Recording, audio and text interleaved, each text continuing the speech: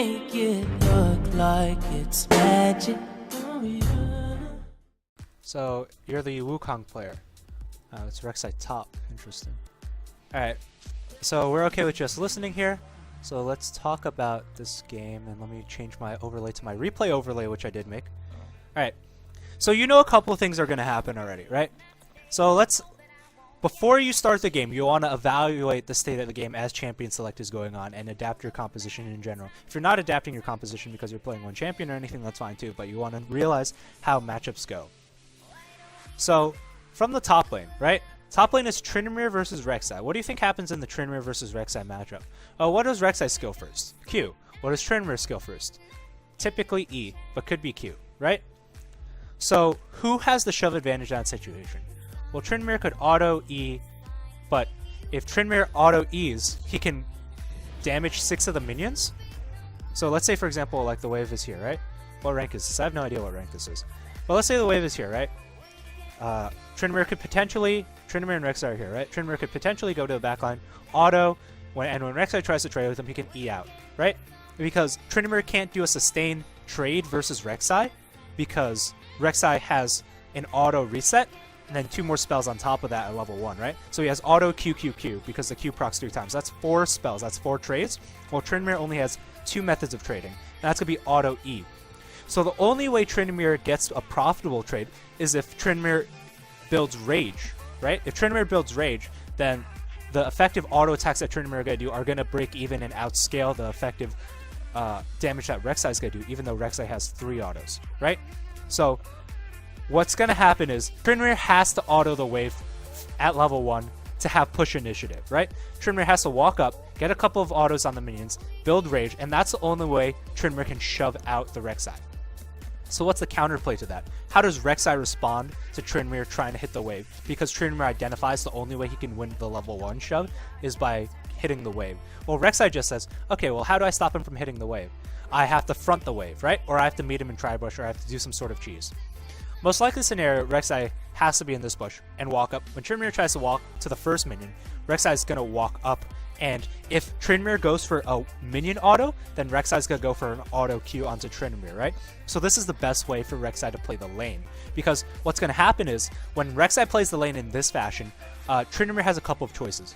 Tryndamere can trade insufficient autos with the Rek'Sai, right? So let's say Tryndamere and Rek'Sai are trying to auto trade, right? Because Tryndamere is trying to get the first minion, Rek'Sai's not letting them, so they end up auto trading over here.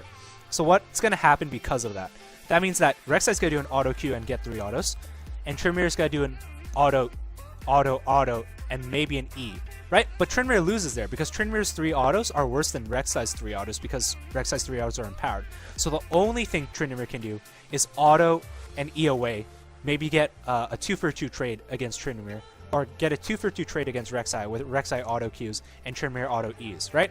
So Tryndamere, against a good Rek'Sai, Tryndamere's going to have to concede level 1.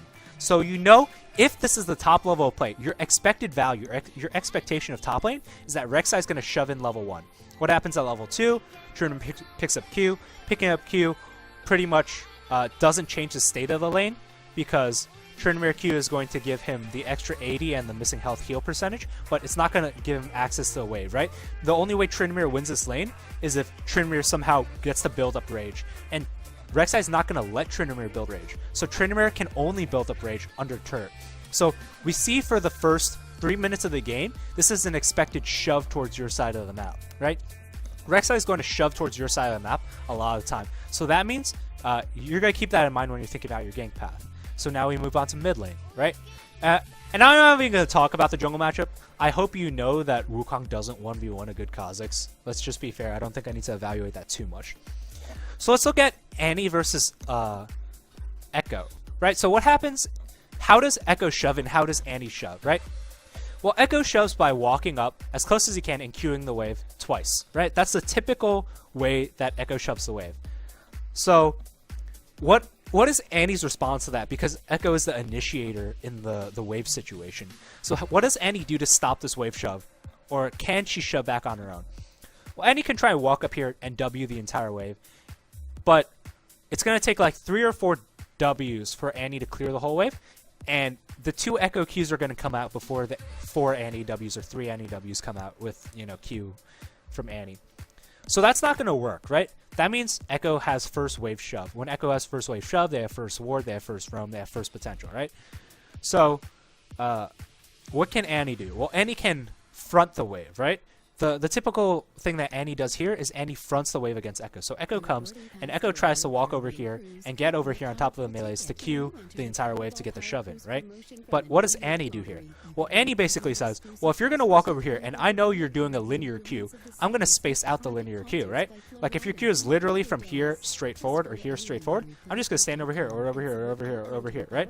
Maybe bot side because I'm playing towards my jungler. So if I'm Annie, I'm probably standing around over here, right? And once Echo moves up, you're going to trade the Echo, or you're going to like walk over here and you're going to be like, Echo, if you go for this Q, I'm going to get like 4 auto attacks on you and I'm going to Q you at least 1 time. And then Echo has a choice to make. Echo basically says, okay, well, I can do my 2-wave push and then lose 50% of my HP and then use all my pots and then, you know, get wrecked on the 2nd wave, right? Or I can just concede the CS and then wait for this to get low and then Q it for CS. And given that's the case, we're going to see that Annie shoves this wave in a lot versus the Echo. Because if Echo can never move past this point because Annie fronts the wave, then that means Annie's going to be able to Q this. Annie's going to be able to auto-attack this, right? These back minions are never going to get damaged by Echo, so it's going to turn into a shove. So that's a really strong sign of a winning profitable mid lane. You might think, oh, well, it's shoving towards them. That's bad for me, right? That doesn't give me ganks. No, but that gives your mid laner initiative, and initiative is strength because that means your mid laner roams first, and that means all you have to do is protect the mid laner in a counter gank spot. How does the lane go level 2 and level 3? Relatively the same. The only play that Echo can really do here after farming the turret is to W the center of the wave when the lane resets at level or at 3 minutes ish, and then walk up. Walk into his W and then try and do 2 Qs from there. But even that's a little risky because then you're just moving up and using W for farm. And Annie is almost never going to die here. And then lastly, the bot wave. What happens in the bot wave? Well, it's a pretty clear scenario what could happen, right? There's a fair scenario that Sivir just walks up, auto Qs the entire wave. Zilean drops 1 bomb in the back line. But they can't clear at level 1. Sivir Zilean has a full clear at level 2 because Zilean can Q the backline 1 time, or twice, or 1 melee, 1 in the melee wave, 1 in the backline wave, and then Sivir can just auto WQ and then the whole wave dies, right? So Sivir Zilean has full wave shove access at level 2 for sure. Can Zyra Draven clear the wave full level 2? No, because Draven is just going to do autos, and Zyra maybe, you know, hits 3 of them for percentage. So basically at level 2, this is going to shove in.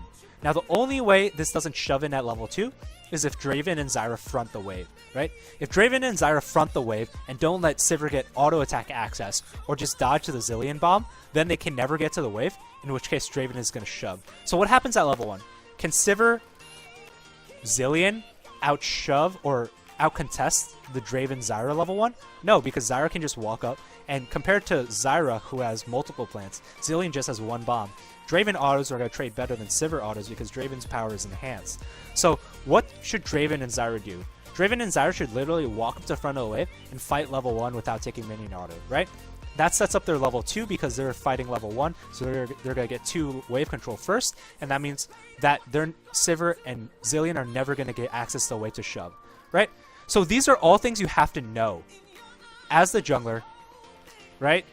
Like, you have to know, not just as a jungler, but as a player on the team, as a player in general, someone who thinks about theory, how the lane scenarios go. So we have established top shoves into us, bot shoves out, and mid shoves out, right? So you as a Wukong have a couple of decisions. You can say, oh, well, top is the only wave that's shoving in. Can we kill the Rex side? Right? If the answer is no, we just play match counter gank in the bottom side for sure. So we look at lethal potential, right? So this is the next step. After you've evaluated the state of the early game lanes, you look at lethal potential. So can we kill the Rek'Sai if I go top? Trinimer's level 2 with EQ. The wave is probably reset. And I'm Wukong with QWE. Well, we don't have any hard CC, right? Our CC is very minimal. So does that impact how we can kill top lane? I guess we do have red buff, so red buff is going to slow him a little bit. Trinimir doesn't have W yet. Trinimir only has EQ. So Trinimir actually has 0 CC, while I have a red buff CC, right? So the lane is reset at 3 minutes when I'm ganking top. 3 minutes, 3:30, and it's over here, right? So let's say the wave is reset here, and Rek'Sai's fronting the wave again. If Rek'Sai's over here and Trinimir's here, and you walk up with your W, and you walk up and you get a couple of autos, blah, blah, blah. Rek'Sai, W's, because you're going to skill W before you skill E on Rek'Sai. W knocks you up, walks away. Maybe you E after him, he flashes, you flash. But Trinimir almost always never gets there. I'd say this is such a low percentage gank based on the champions in the top and the jungle that I would have just gone for a top to bottom route for a counter gank, right? Because the potential to kill top is so unreasonable, or it's not unreasonable, it's such a low percentage, it's probably like a 10% chance you get a kill, that I would rather just do this, you know, do this, and then bot lane counter gank the Khazix, right? Because your mid laner shoving, your bot laner shoving, so all you need to do is protect them. So I dislike your start.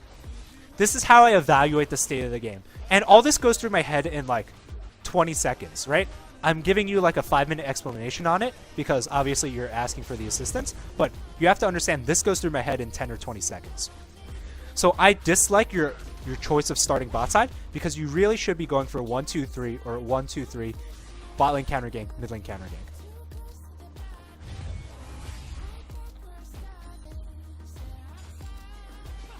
So you're doing a full clear. And he's doing a red bot scenario. I don't know why Zyra didn't just flash earlier. I don't know what you can do here. I don't know. You can't do anything here. Like, after Zyra dies, what are you going to do?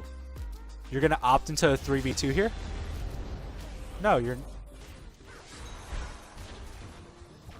What are you doing? Do you ever think you should ever opt into a 3v2 in this spot when they're reasonable HP and Khazix doesn't derp like that? No, you never do this. Okay, so I see so many problems with your mistake right now, right? Your initial routing was, I feel like, poor given the state of the top lane and how you should evaluate the routing. And I could cut this replay early because I know that you're going to have so many issues because you're not thinking about the state of the game. And like you think you can turn a 3v2 for some reason, which you should never look to do unless it's such an advantageous 3v2. Like you should have just done, well, I mean, you should have done this, right? But instead, given that you started blue, you should have done this. Or like you're doing a full AFK clear. Yeah, never do this. Never do a full AFK clear with the intent to do something better on the map, right? You should be going for the E flash onto the mid lane here. You could have stopped doing the raptors. Like, you could have done one of the raptors, saw that the mid lane was fighting, go over here, abandon, leave like 4 raptors here, and then just go over here and then flash E on the Echo with no flash. That was 0 HP. Right, so because Trinimir, as we evaluate, Trinimir got rage under the turret, so that means Trinimir is going to end up shoving the Rek'Sai here. And because we knew that Trinimir was going to end up shoving the Rek'Sai, remember, Khazix ganked bot. Khazix's gank was actually pretty brilliant because he recognized that mid and bot are going to shove and that Draven is probably going to front the wave. So he's going to take the initiative to go to bot lane. And I really like the heads-up play from Khazix. His dive was pretty bad, but outside of that, his routing was very, very strong. Almost Chinese-esque, actually. Like a higher tier, maybe even challenger level Chinese route that they would take. They wouldn't take that route in Korea, but they would take that route in China. So his route, you could have countered his route by doing blue bot, but I don't like that play in general because he'll have a red buff and he can 1v1 you, even though you have a blue, although you probably win the 3v3 since your lane is the one shoving. And you should have, like, the best thing to do if you were going to go top was to go for the top 3-minute 30 counter gank, right? Because you know that Trinimir's going to hit the wave, build rage, and then shove back because Trinimir gets rage, you could have just been in this bush because you knew that Khazix went bot, right? If you know that he went red bot, is it reasonable for him to do Raptors? Not really, right? He'll probably die.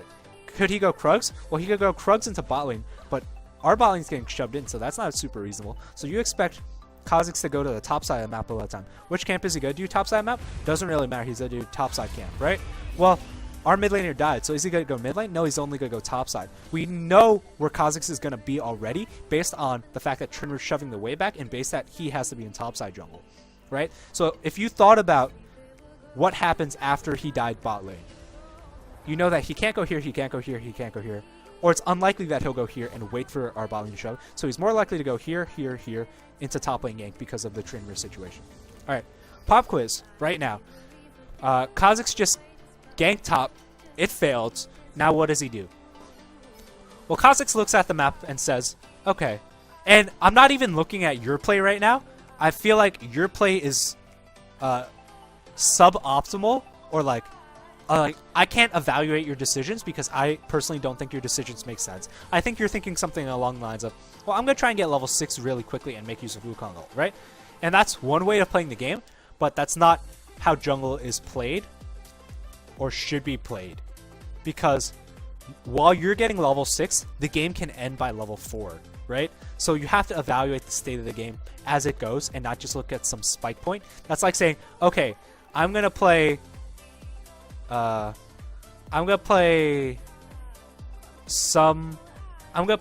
Jace, and I'm just gonna build Essence Reaver, and once I have all the CDR, I'm gonna win the game. No, there are points that build to that point in the game, right? So we're not even gonna look at your movement that much anymore. We're gonna look at how you evaluate where the other jungler is going, and that's gonna be one of the biggest things that you can learn from here, outside of what I've already talked about.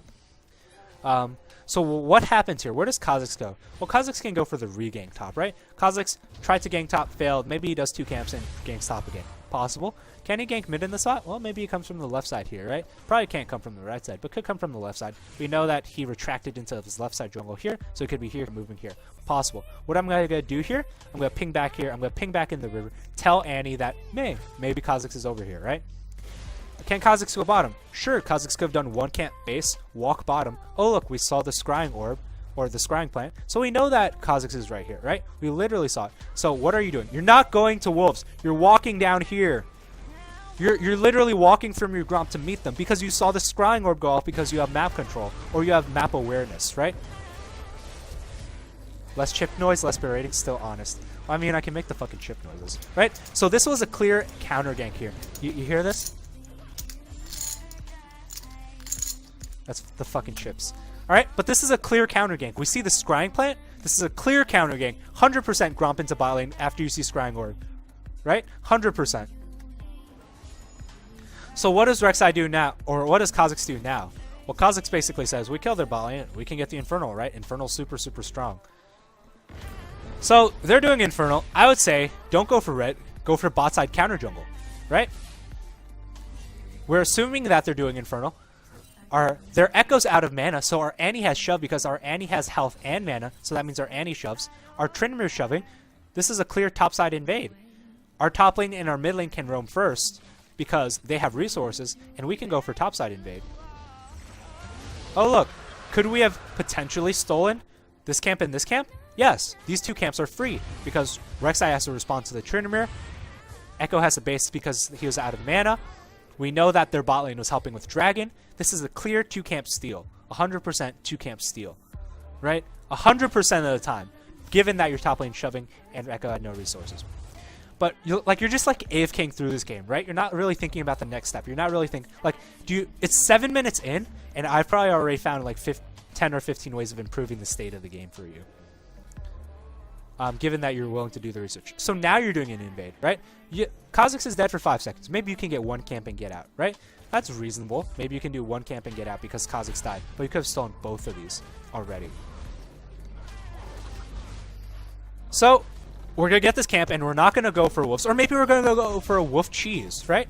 It's potential that they go for a wolf cheese. But it's 7 minutes and 40 seconds of game. What buff did Khazix start? Khazix started red buff. What buff did you start? You started blue buff. So what is most likely, right? So what is Khazix thinking right now? Khazix thinks in his mind, well, I can go for red buff and then I can go for the mid gank or the bot gank, right? Because of the bot wave situation.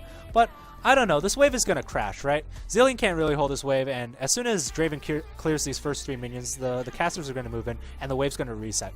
So I don't have to go right now, because if I go right now and I go for this gank over the wall, if I jump over the wall and do this gank right now, there's going to be way too many minions, right? There's going to be like 15 minions for them, and there's almost going to be like 3 minions or 0 minions by the time I get there, right? So we don't want to go for the bot gank right now. So can we go for the mid gank? Well, if we want to go for the mid gank, we can go from the left side or we can go from the right side, right? If I'm Khazix. Well, the Khazix left side gank is pretty reasonable, but I'm level 4, right? It's a little risky to move it over here because we know Wukong's roughly level 6. How? Because he's played an AFK game and we're measuring the amount of EXP that he gets. And if you're playing an AFK Wukong, you're probably going to get level 6 somewhere around level 7 or 7 minutes in the game, right? So is it safe for us to face check the river against Wukong that could potentially be level 6? Probably not. It's a pretty risky play. So what is the safest play? Well, can we go top? No, because look at our vision, right? Well, our expected vision, and you can extrapolate the amount of vision that they have because you saw that Rek'Sai didn't ward here, right? Like, you know Rek'Sai didn't ward here because if you were watching the state of top lane, Rek'Sai warded here, right? So can we go top and kill the Trinmere? Well, no, we don't really want to walk over here into this vision because, again, we could die to the Wukong in the river. And can we really kill the Trinmere? Well, for us to kill the Trinmere, and I'm a Khazix, right? I don't have CC at all. I only have red buff if I even have red buff, right? So the only way for us to get the kill on Trinmere is for Rek'Sai to knock up the Trinmere during his E, and we have to keep on trading autos. Trinmere is going to ult. We're probably going to die 1 in the process, and maybe get the kill, right? So is it reasonable for us to go for the Trinmere kill? Absolutely not. It's like a 5% play. So what is Khazix going to do? Khazix isn't going to go top for this gank. Maybe he goes top for the counter gank if he thinks that you're going to dive top, right? But given the way you're playing, I don't think that he thinks you're capable of the top dive play. We can go for the mid gank from either side, but we're kind of scared of both sides. We don't have wards on either side. And additionally, Wukong could just be in one of these bushes that we don't have vision on. It's too risky in the sides. So we're going to go to red buff, right?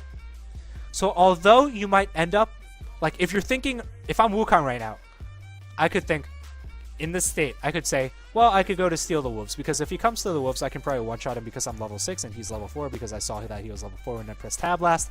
And most likely, I get the camp for free because he's going to go to red buff. But I could have gotten these camps already, right? Instead of doing my own Krugs, I could have gotten these 2 camps already, as we evaluated because of top shove, mid shove, and Khazix bot lane. You're not even going for the wolves. You're just like, oh, I'm going to press tab and see Khazix is level 4 and I'm level 6. We have a mid-wave shove going and our top lane is shoving, right? Or maybe we don't have a mid-wave shove. Maybe you're scared of the mid-wave shove, but you can probably insta-burst. Well, I mean, you didn't build longsword, so I guess maybe not. Wait, where's the Q reset? Wait. You didn't do the combo. Oh, maybe you did. Or maybe you did the Q to enhance E damage. So Khazix is bottom.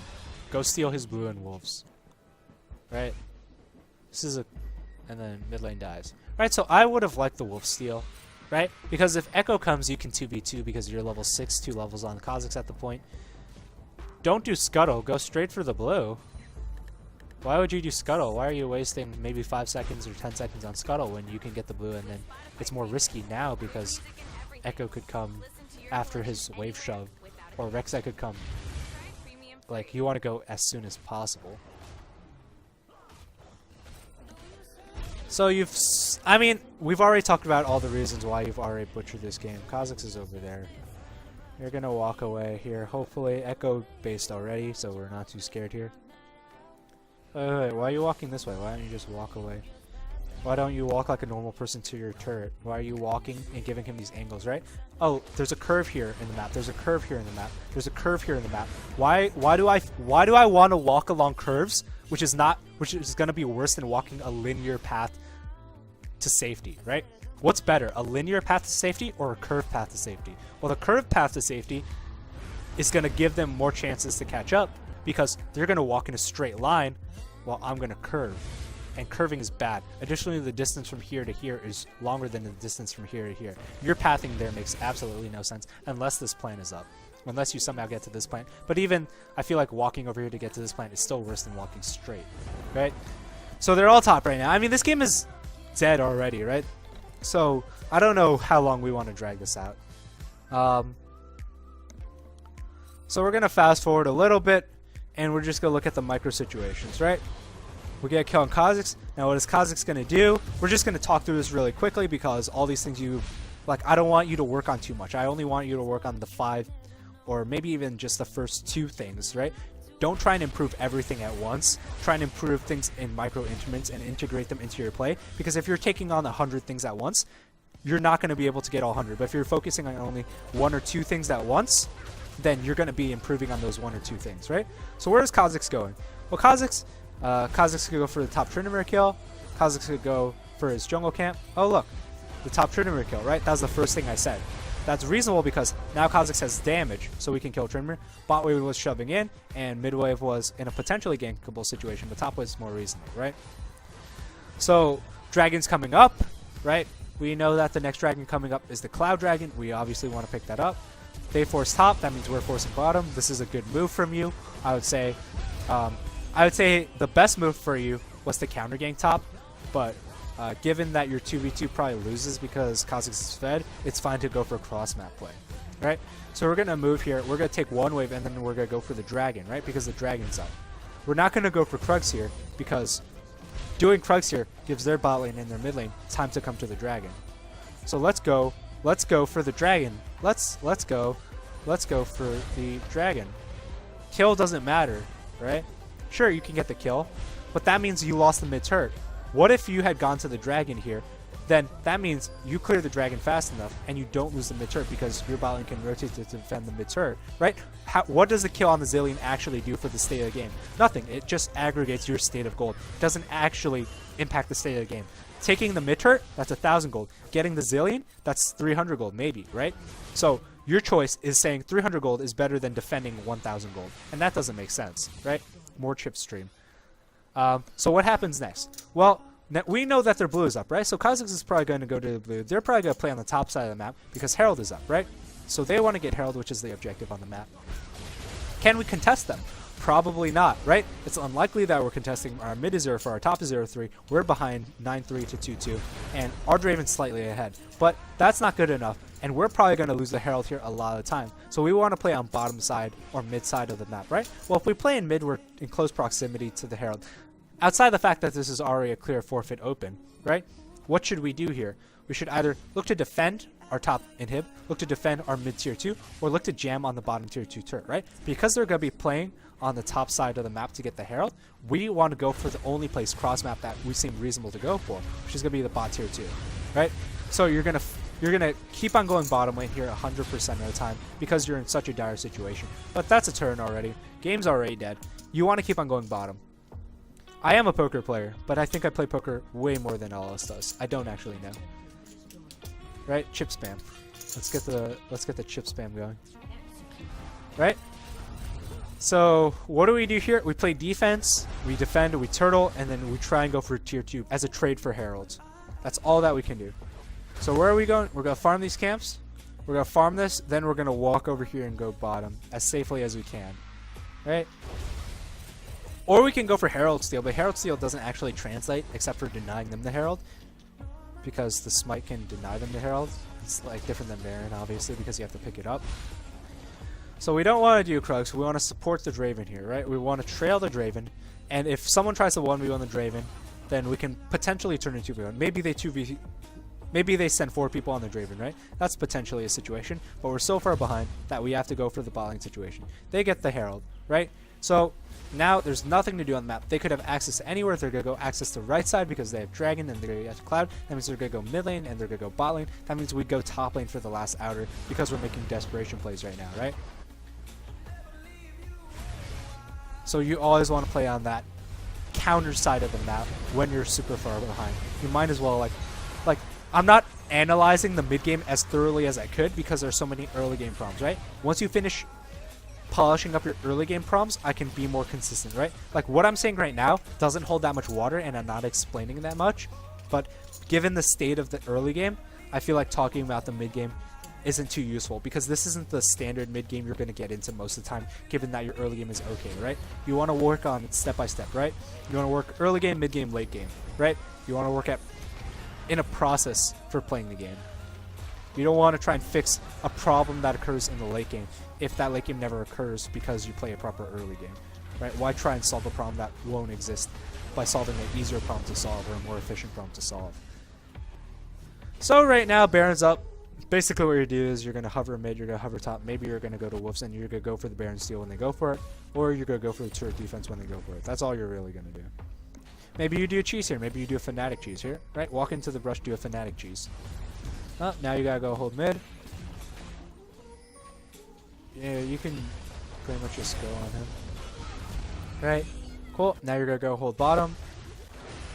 What? Where are you going? Why are you going left? Okay, yes, go hold bottom. Okay, and he's cutting like a moron. You're moving here.